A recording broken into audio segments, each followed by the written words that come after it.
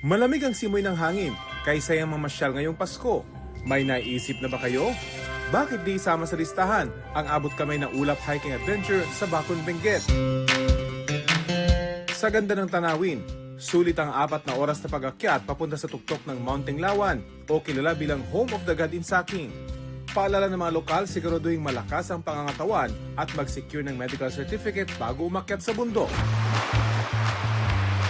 Nakaka-relax na tunog ng alon at malino na tubig naman ang dinarayo sa Kulyatan Marine Sanctuary sa Iloilo. Meron din nagagandahang rock formation. May enjoy rin ang sea adventures. Tampok ang iba't ibang uri ng isda, butterfly fish at surgeon fish.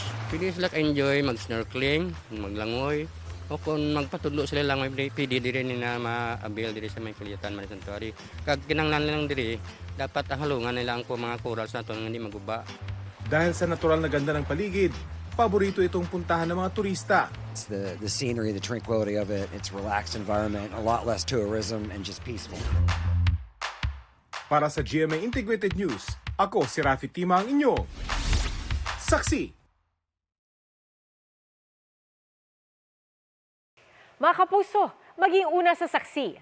Mag-subscribe sa GMA Integrated News sa YouTube para sa iba't ibang balita.